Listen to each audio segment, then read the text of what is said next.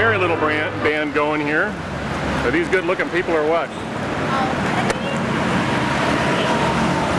Hi! Everybody wave! Hey, hey! Hey, Alan! Yeah, they're all ignoring me now. It's too early in the morning and they're going, oh man.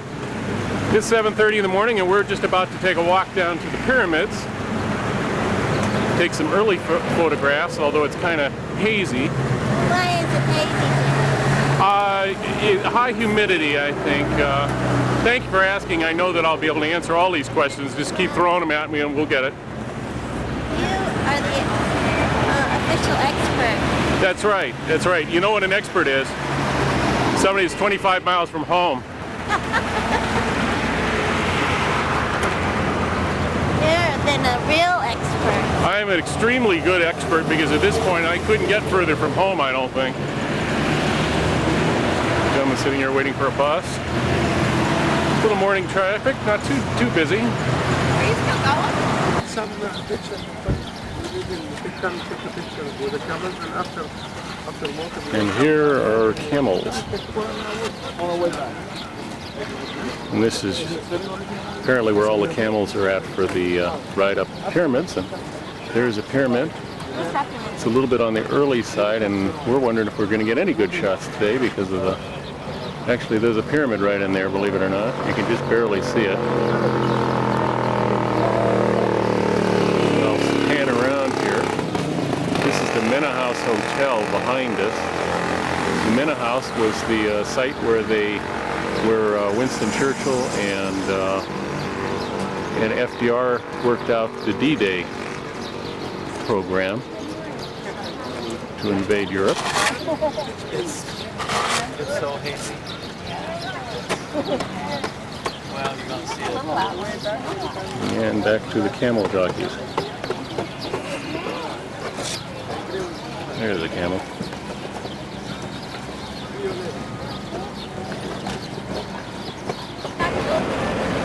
Yeah, you want me to get blacked over by the truck. Well, here's Walt and Kristen out in front of the Great Pyramid of Cheops.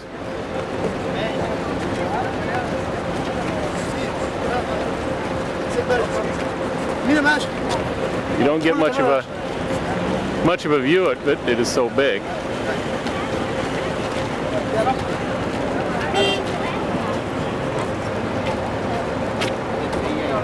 It's just hard to figure. 2.5 million blocks of stone. And this is the main entrance up here.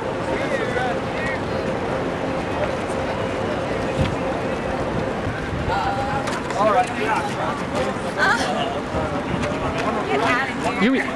You've got fans everywhere, Kristen. Even in Egypt.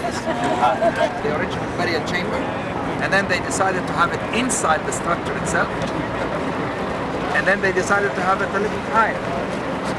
So that is the hole that people use today, and it was made by tomb plunderers in the 9th century.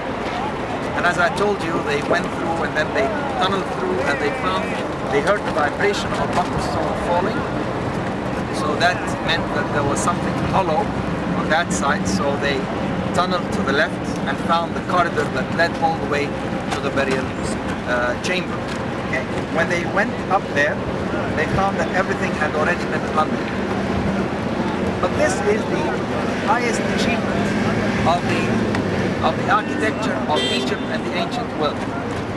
Every ruler in Egypt, from the time of the pharaohs until today, wanted to build something as great as the Giza pyramids. Something as great as the Pyramid of Cheops. But it didn't work out. Okay? Everybody wanted to imitate such a structure. Well, this is wide angle. This sucker is just so doggone big, you can't get far enough away from it. Absolutely amazing. Just kind of pan across the face of it. It would originally been 40 feet taller, they say, with proper finish in the white limestone.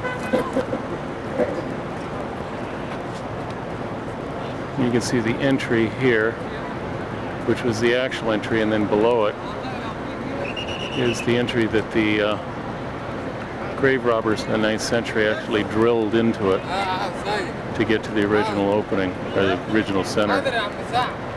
And they got a bunch of guys selling stuff that are driving you crazy, but hey, they keep handing me stuff and saying free, free, so I stuck in my pocket and walked on.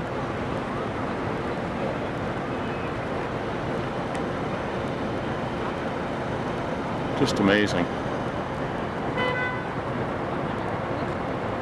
Well, it's really windy, as you can probably tell by the sound.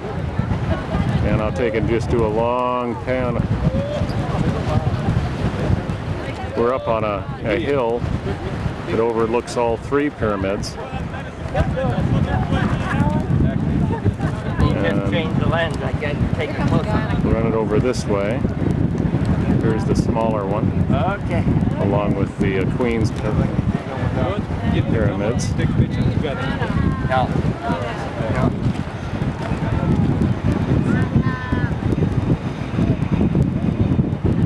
And back across, you can see some of Cairo behind us. Unfortunately, it's kind of hazy right now.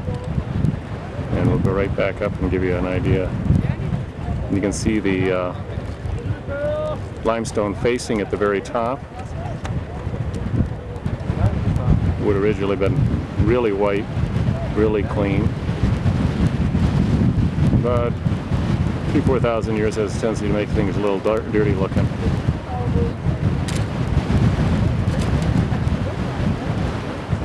And this actually is the Great Pyramid. It's just further away. That's the reason why it looks smaller. Amazing sight.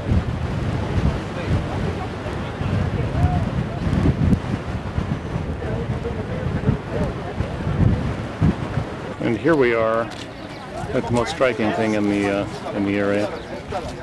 From that vantage point, I can't tell what it is. Very slowly, it is the Great Sphinx.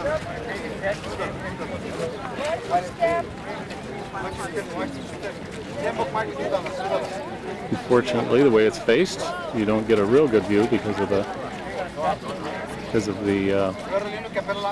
sun.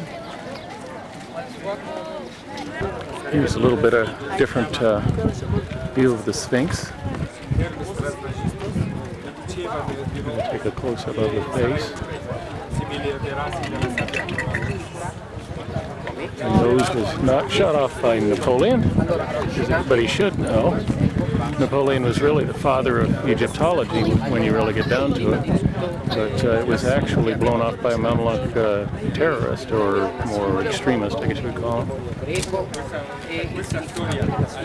Good view of the eye. Come over to the ear, and you can see the ear.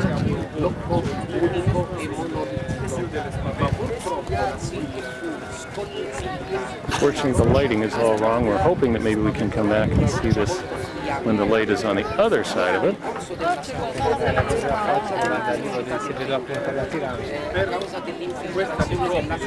And you can see the tail curled around to the back here. And there is the tail. Sphinx, you can see the tail curled around it, much like a big cat. And there we go up to the back of the head. The guide was pointing out that some people think this may be just a big cat instead of an actual instead of a lion, on account that the cat puts his paws straight out and the lion always folds them in front of him. Interesting view. We're going down to go into the Temple of Marabu or something like that. This is a mataba, I think is what they called it. It's the flat roof temple, precursor to the actual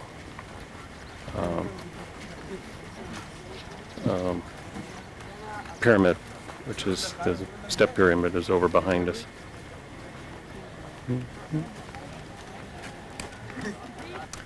The pyramid was built in the 6th dynasty.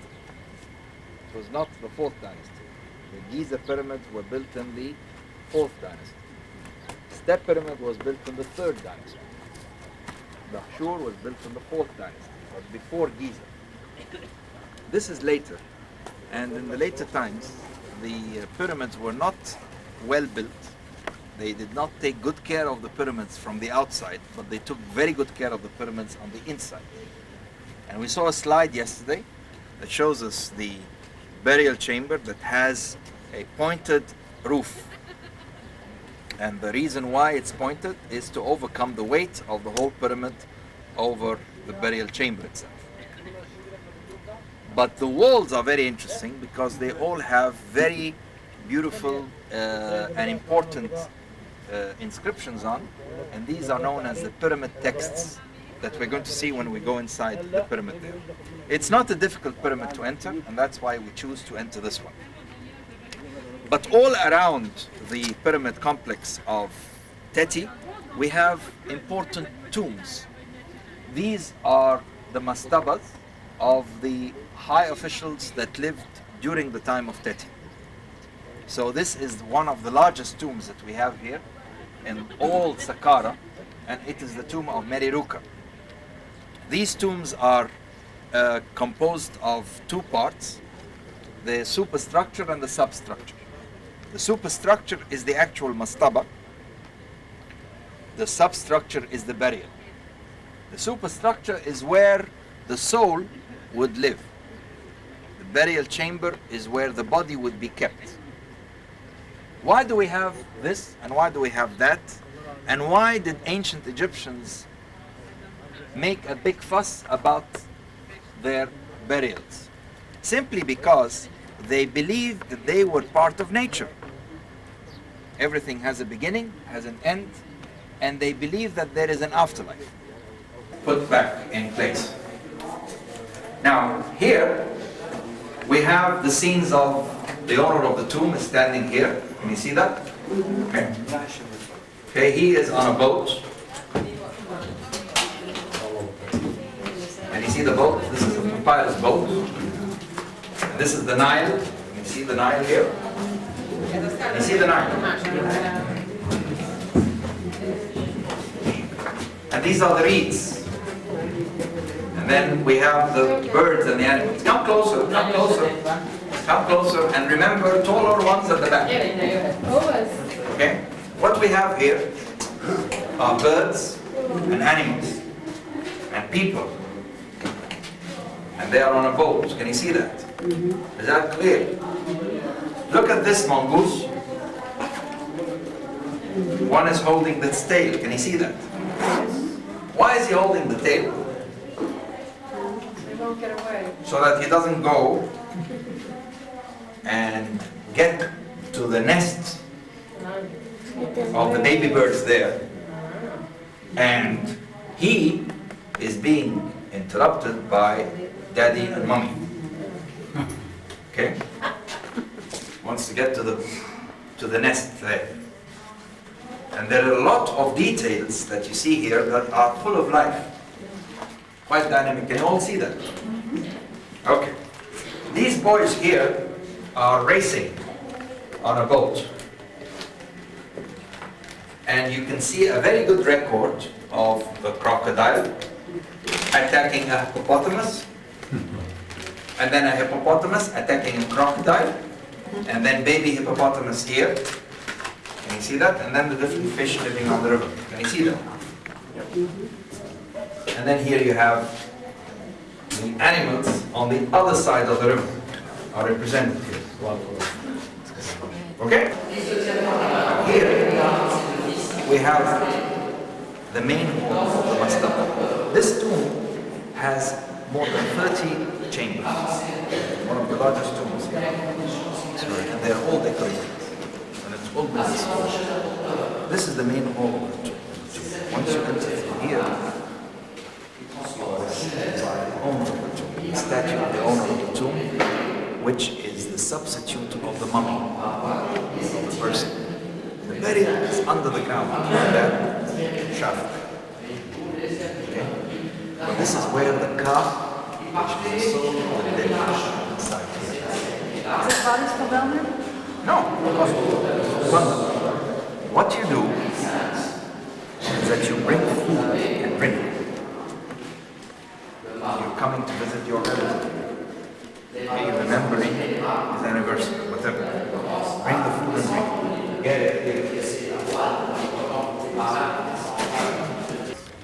Here's a little more view of the outside of that mastaba that we just were in. And then we're coming around to a, that's, believe it or not, that's a pyramid. And we're going to go down in this pyramid. We are now going to go into the pyramid of Teti. And it's a corridor going down, steps. We have to bend a little bit, and then we can stand up, and then we bend 90 degrees, and we walk in a corridor a little bit, and then we can stand up, and then we see the pyramid texts, and then we turn right, and we see the burial chamber, and we look up, we see the stars and the sky, and then we come out. Who's Teddy? Here. Teti was a king. Pharaoh. Pharaoh.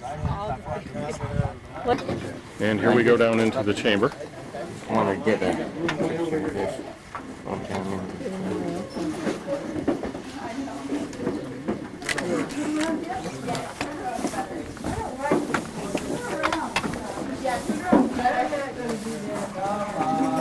Whoops, sorry.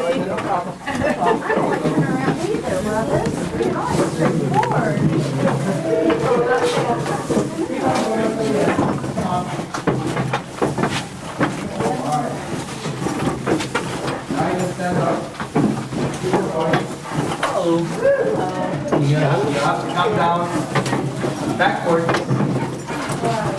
because it's easier. He says going down backwards is easier, guys, if you're... Okay, keep on going. Isn't this exciting? Okay. I can tell you.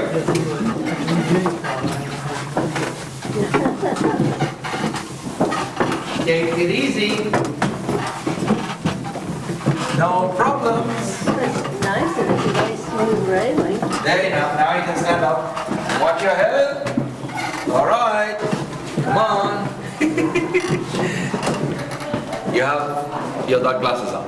Yeah, I know. I realized that halfway down. Okay. Hey, you're doing it, huh? Yes. Okay, very good. Yes. Okay, yes, it's yes, all yes, made for yes, short yes, people. Very good. Oh, Dark glasses. My dear. oh. Is this with us or is back up there? Letting us do all one. Oops, falling over here.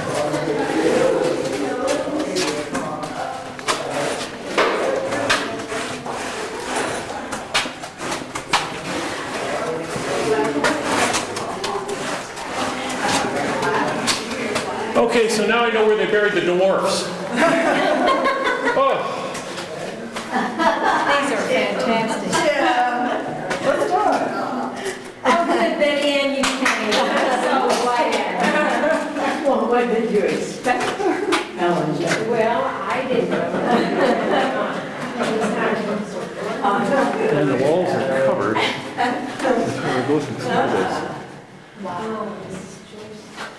And here's the famous scene. It's a vaulted ceiling that can use to hold up the weight above it. That one is slipped down, it looks like. Yeah, don't stand directly under it. There we go. Concrete up there. Letter M. The quail is the letter O, W, U. The chair is the letter P. The water is the letter N. The mouth is the letter R. That tool is the letter S. That square is the letter H. So what does this whole thing say? These are the pyramid texts. These are the oldest religious inscriptions in the world. The world. All the religious books that we know of came after that. Okay? They are all inspired from the pyramid texts. But the only difference is that everything here is written for the benefit of the king in his afterlife. everything that he encounters, everything that he sees, what he's going to do. This is inside very, very old, 24th Teti's century. sarcophagus. You can see the edge here has been broken off by plunderers. The light man on this event is Walter Strange, and he does a wonderful job. And that's down inside. They obviously have taken the body out. Yes, the black smoke. And you can see some of the relief at the bottom. And You like this? here's a nice view down I mean, you're enjoying it? inside. What are you going to So do? that's the inside of the sarcophagus. It's made of basalt. This is the top of the burial chamber. And if you look carefully, you can see how these huge stones have been ruptured by earthquakes and settling. And you can see way up in those cracks where these blocks are starting to settle down. And I'll pan down the wall and you can see they've got the stars on the ceiling. And then you come down and they've got the hieroglyphics all over the walls. And when you come this direction, you can see these are the walls that they've redone in order to support and keep this all from caving in on us.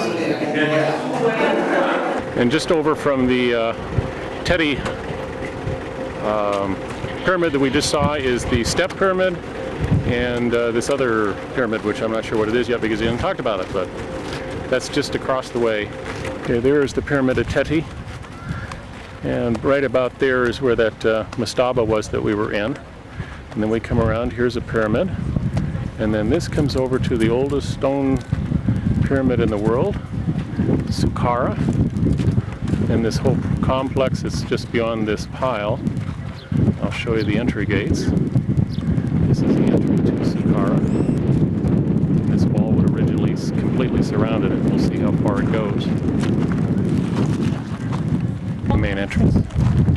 Gentlemen are standing guard. This is the only entrance to the complex, therefore we should have a door, right? Yes. This is a door that has hinges here and up there, and then this is another door here that has hinges at the bottom there and up the top there. You see that? And through, make way please. With magic, all this would become true in the afterlife. This is the entry of the whole complex of the Step Pyramid. And the wall that you have here is an imitation of the wall which surrounded origin. So everything here that we have in the Step Pyramid is a replica of what there was made in Memphis. A replica made in stone, used for the first time in history. Coming Now let's through. have a look at this piece.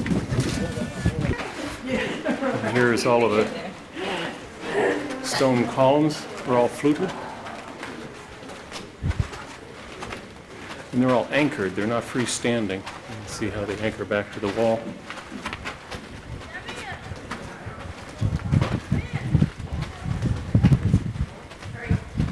And here's a little man on a donkey. Whoops, just ran behind a wall. And now we were inside the temple complex. I'll show you some of the walls around it. I'm just going to do a long pan here and give you an idea of what's left. Now we've just come through this way here, coming up on the. There's the entryway, and you'll see the walls, and the guy selling you stuff everywhere, and then to the Step Pyramid. Imhotep was the first man to build in stone and the first man to build the pyramid. And this is the oldest, if I remember correctly, the oldest stone structure in the world. And originally was a madaba, like we were in mastaba, I should say, that we were in earlier. And they added another layer to it, until he finally built the first true pyramid. This is really pretty amazing.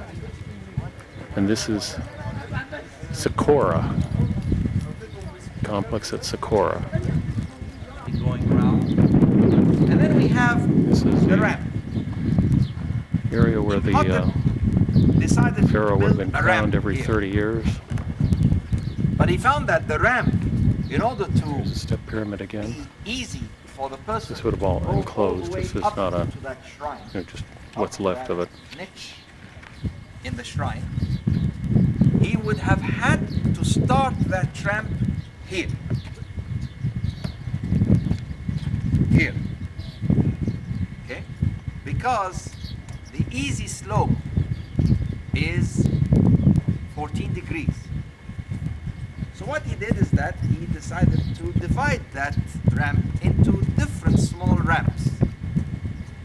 Little ramp, and then he broke it and started from 0 again, and then did the 14 degrees, and then broke it, and then did it again and again and again, forming the very first steps in the world, which are what you see there. Well, I've walked off the beaten path here, come out a side thing from Socorro, even though our guide said go the other way. And apparently, this is an active dig. You can see the guys there all lined up, passing the baskets up and down.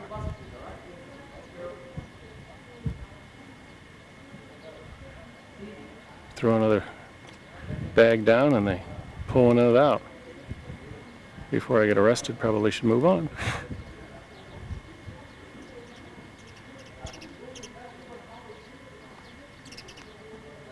This is outside the walls of Socorro. And this is the bent pyramid.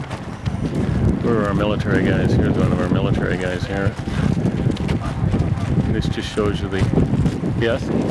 Somebody talking to me? Here's somebody in the background.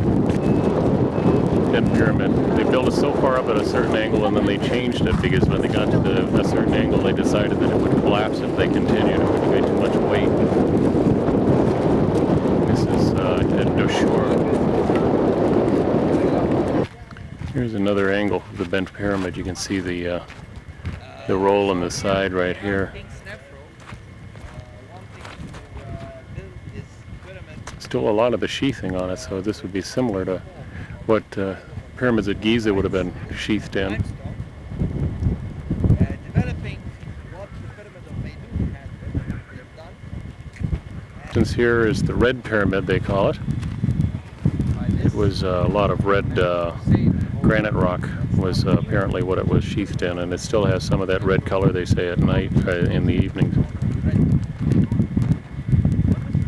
Yeah, our guide was just showing this as if you walk slowly toward the pyramid, you can see the bend in the corner here. As you get up to it, it will make the upper corner disappear. It doesn't look like much of a bend until you really get to it. Then all of a sudden, the edge just disappears. And I'm just going to take and keep walking here.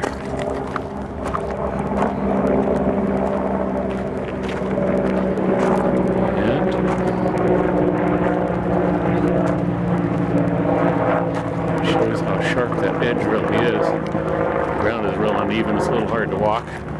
Watch not to trip over something.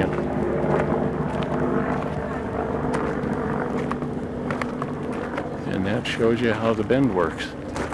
Pretty cool. Here's one of our many guides out here, our guards. You can't really see, but on the other side he's got a Kalashnikov hanging on the side of the camel. The camel's looking at me. Hi, camel.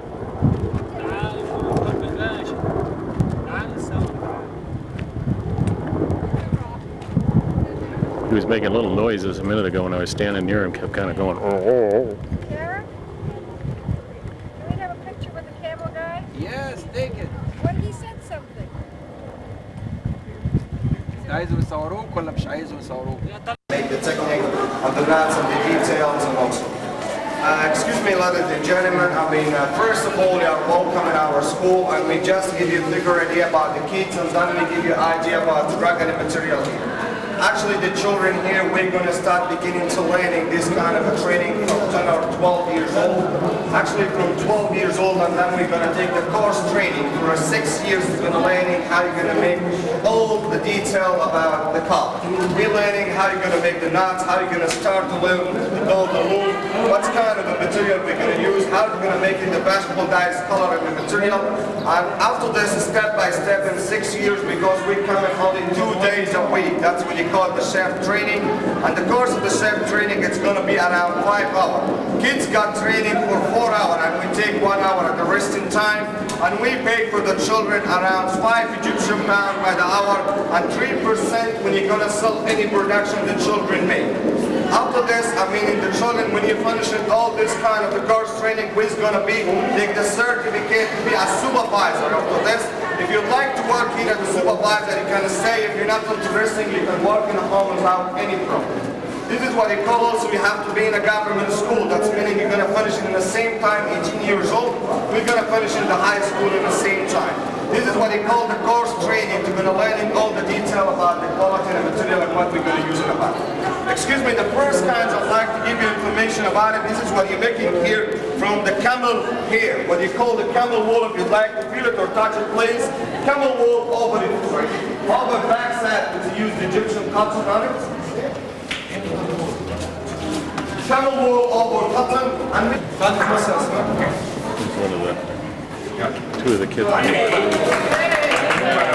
did her now.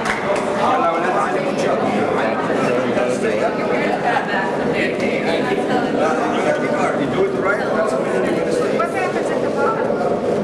Excuse me, after this, when you're finished, we come in the supervisor by the hand of the scissors, and we're going to shake the nap of the carpet. It's going to be the designs clear like this part of it. Before shaving, you wanted the longer knots to stay like this part. That's about the camel wool over cotton or camel wool and wool. Excuse me, we'll let... But actually it is alabaster. It's in very bad shape because it was found lying on this side. So with the water of the Nile flooding in the fields, then it deteriorated tremendously. So it's on this side it's in very bad shape, whereas on the other side it's in very good condition. It doesn't have inscriptions, which makes it hard to know who ordered it to be carved. But by comparing the face of the alabaster sphinx with other kings and queens, we know that it is the closest we can get to is Queen Hatshepsut and her co-regent and successor Tutmosis III. We're now in Memphis. Okay. This is where this alabaster sphinx is. And Where? I think they said it weighed 80 tons. No, King Tut is another king altogether. Yeah, this And here is a statue of Ramses II. And as he said, it's kind of a poor Ramses II because it's a small Ramses II. Looks pretty good to me, but... And of course the nose is busted off. And now we're going to go in and see the big Ramses II.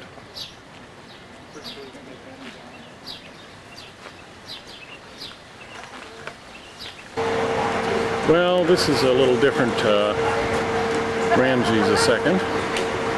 I'll get a couple of the grad students, as a friend of mine would call them, standing in the picture there, give you a little perspective of how big this thing is. This is one big hunk of rock. This is Ramses II. He was the, as the guide said, the original egomaniac in the Egyptian world.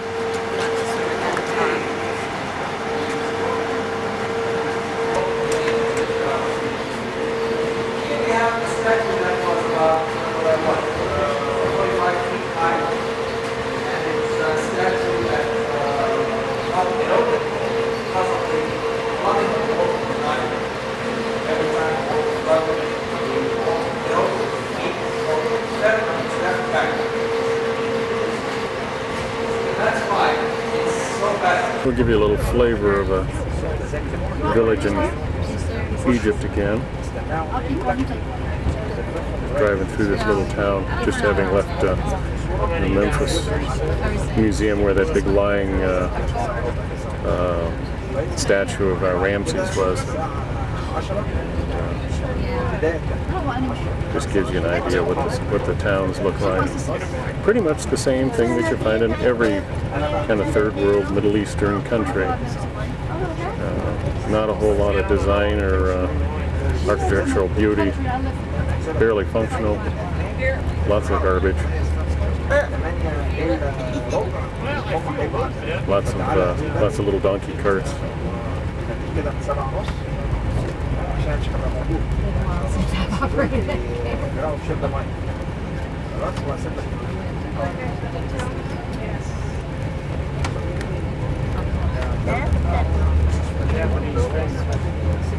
Some little nicer apartments out back, although they don't look like they're all that well finished off. Whoop, and a brick wall. Or Cheops, whichever you want to call it. And we are about to go up inside. There's only 11 of us out of the 20 that decided to go this day. And we are looking forward to this big time. Here's our merry band. We're taking a journal this time? Oh, copy my notes. And we'll be the first ones in today.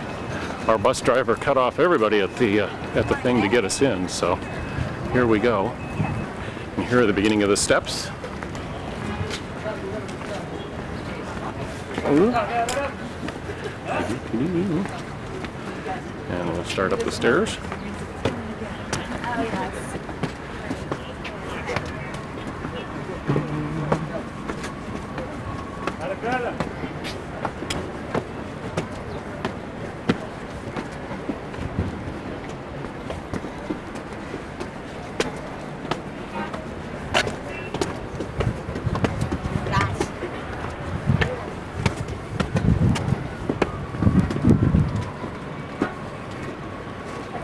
Take a look out at the scene out here.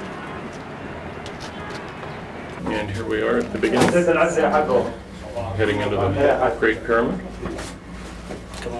And our guide.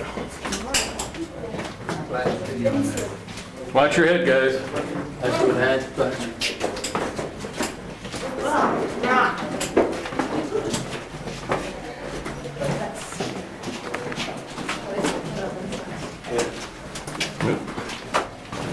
I'm not sure if I would pick that card though. Yeah. It's better than the alternative. Yeah. Yeah.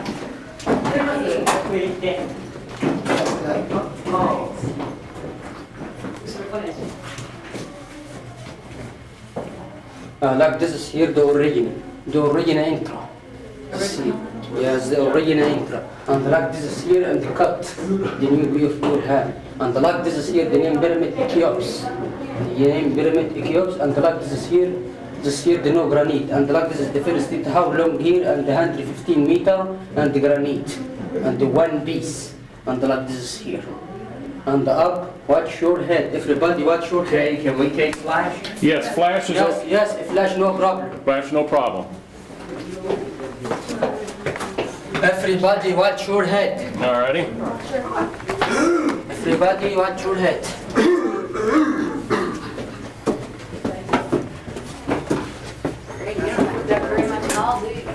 No.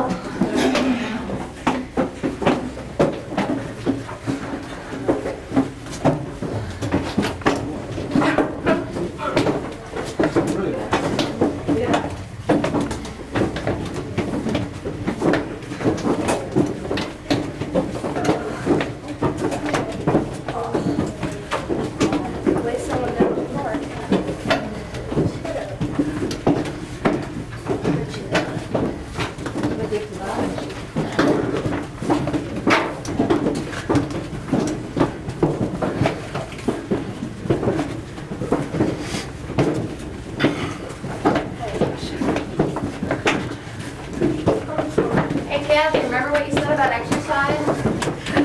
Oh. This is great. So says the human pretzel. Look down. Everybody watch your head. Oh, wow. The two intro. And the intro is the queen and the intro Cheops. Enter. King. Come on. And the queen is down and the... Queen down and up the king.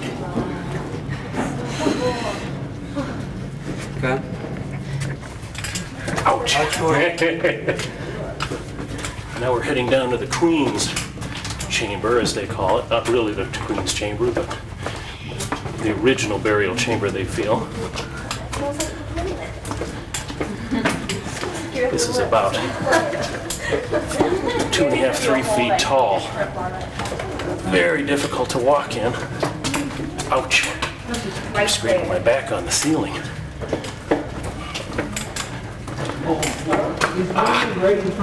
Yes, I got it.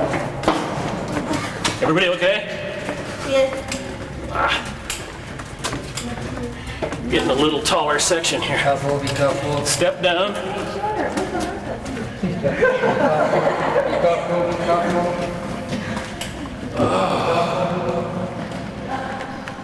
And here we are in the queen's chamber. Not sure how well it comes out, but it has a pitched roof.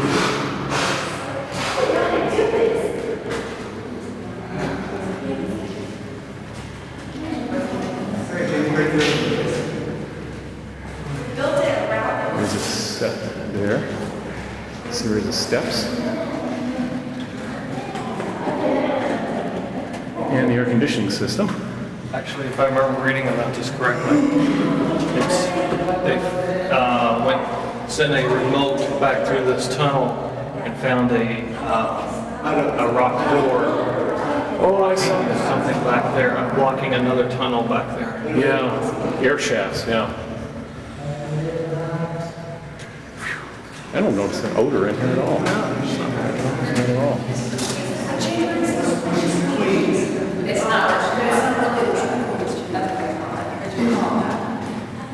A couple more of our group.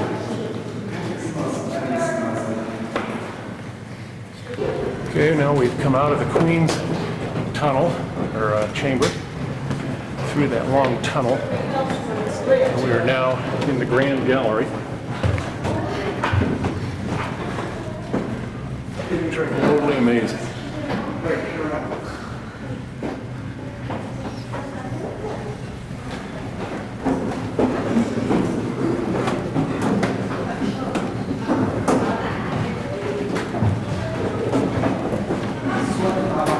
Hopefully we're getting over this 3-foot tall climb through the shaft routine. This is it's very warm in here. Up like this is here, the million below.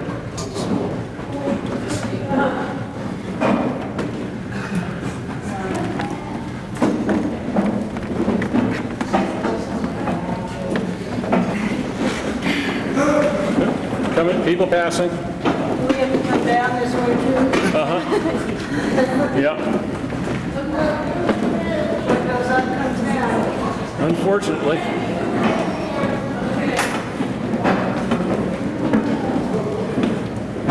We gotta get my head.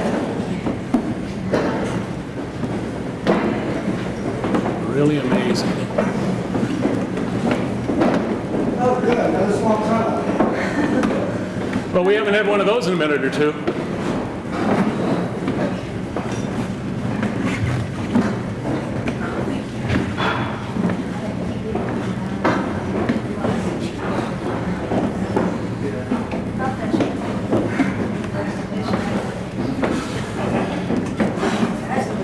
I think I'm on.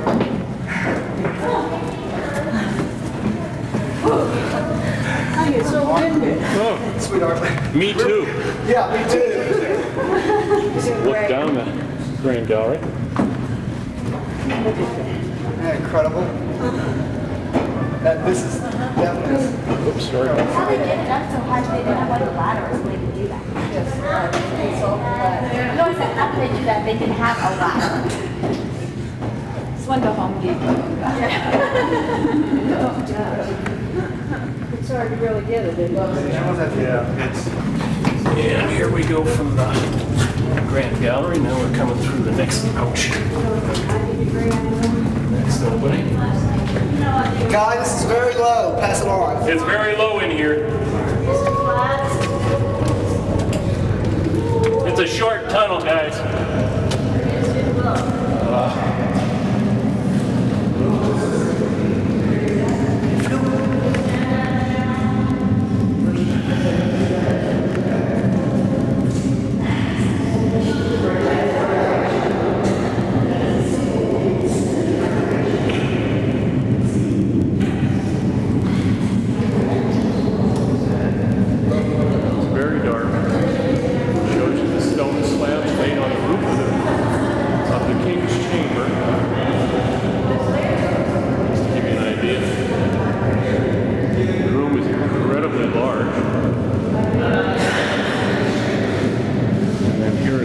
Sarcophagus. You can see it. I'm not sure how well this is coming out because it's really low light in here. But that gives you a little bit of a view. And above this grand gallery are 6 more rooms that have a tapered roof on them to help support the tremendous weight of all of the stone above it. Just incredible. The noise you hear in the background, we've cut a air shaft through the pyramid, and it's a fan that is drawing air through so that you get some fresh air in this. For a few minutes after going up inside, you probably can't see it, but there is a pyramid right there. That's the small one.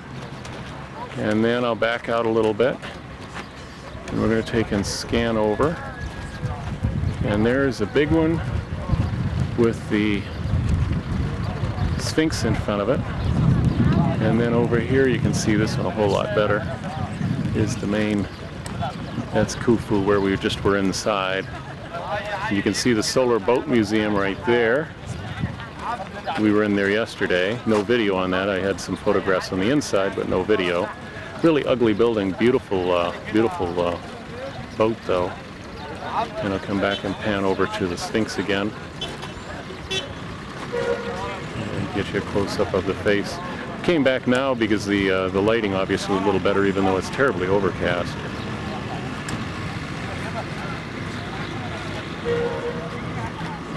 Well, and here is the Egyptian Museum. We're going to be going in to see. Got some things out in the front. A couple of sphinxes. Nice little garden here. Got some papyrus growing in there, I guess is what that is.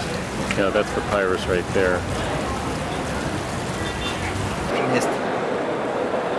It has sarcophagi and statues, and then in the middle there, in the middle of that, there is a floor of one of the palaces.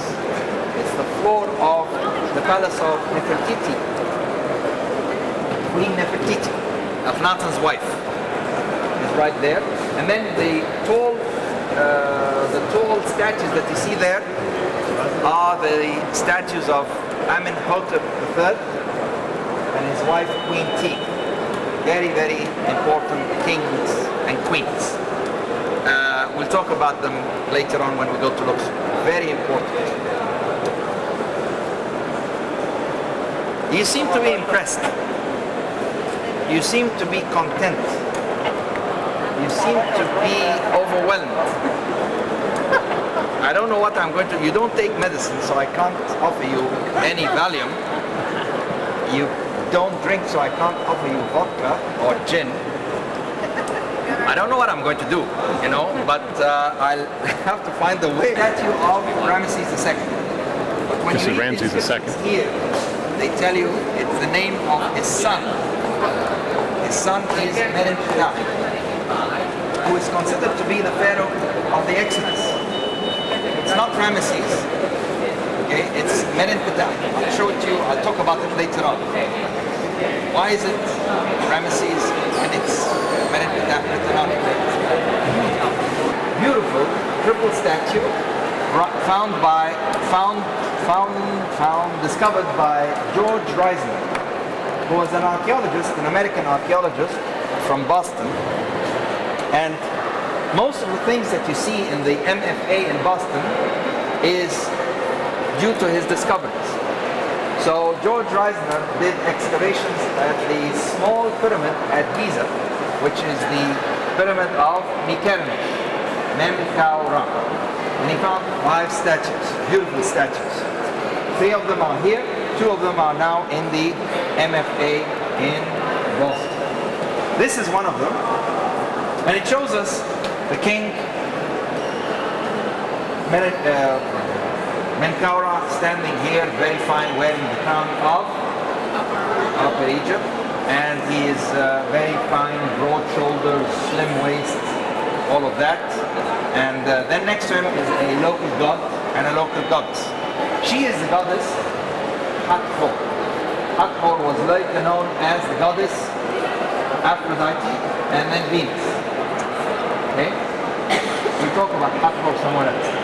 Okay, Hathor, we're going to see her temple when we go to Denver. This is a statue made out of diorite, which is the second hardest stone next to diamond. And one of the unique things is on the back of the head, he's got the god of Horus protecting the god, or the pharaoh. Unfortunately, I didn't catch where it's from.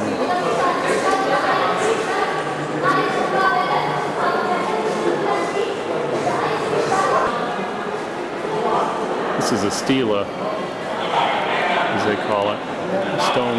It's covered with hieroglyphics, and someplace, and there's a little debate as to exactly where, this is from 1500 BC, but right in this area is the name of the Hebrew tribes. I believe it was that line there that he was trying to show us is the name of the Hebrew tribes.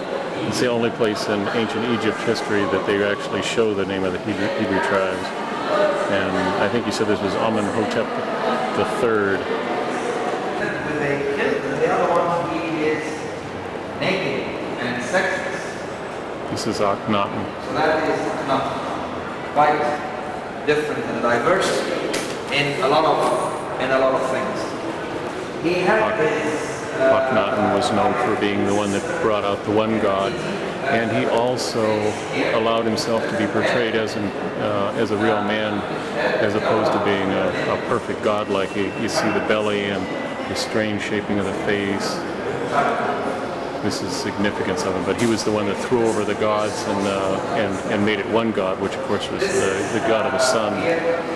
Yet another view of Akhenaten, another statue of Akhenaten here. A statue that was taken in the exhibition of Pharaoh the Sun. Okay, that went to Boston. The interior, as you can see, it's all gilded. All this is gilded. Again, everything was assembled inside the tomb. Come on, show you some more. This is the outer sarcophagus of King Tut that we're looking at. This is the first of 4, I think he said. You can see the marks on the outside. It's all inlaid in gold. And then we'll swing over here. And this is the next one. Again, all inlaid in gold.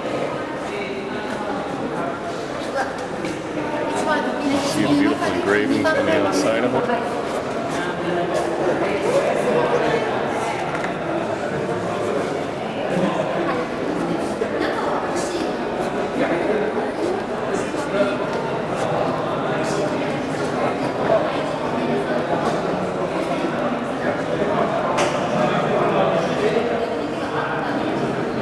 It's all overlaid in gold. He said that these were all assembled inside the tomb, so they have no bottoms. They're just set one inside the other, inside the next.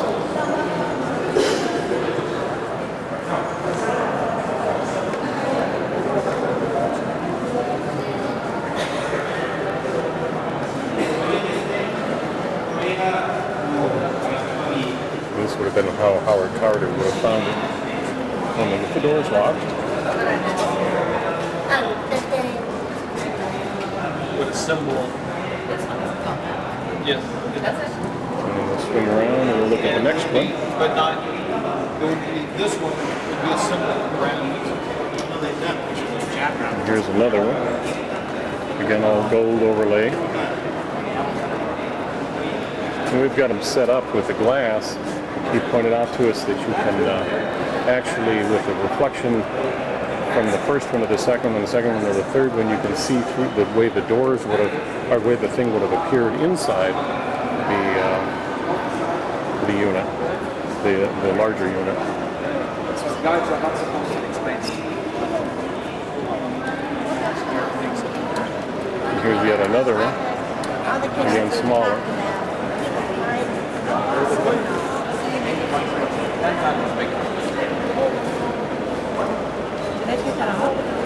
綺麗でしょ。ほとんどは守り神さんですね。じゃあこれは4番目でしょ。中は何が入ってたんですか。 These are some of the artifacts found in with the mummy.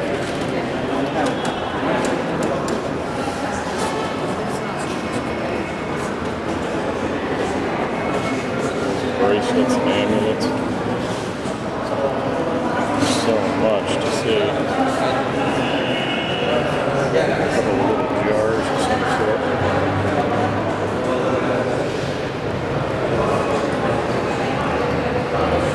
Next to it is the amulet of the king in solid gold. But they said we found that his mummy.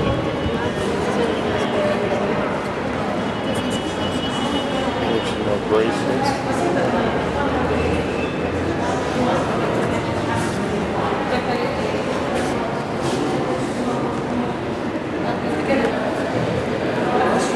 Here's a beautiful golden mask. I saw this back in the 1970s when I toured the United States.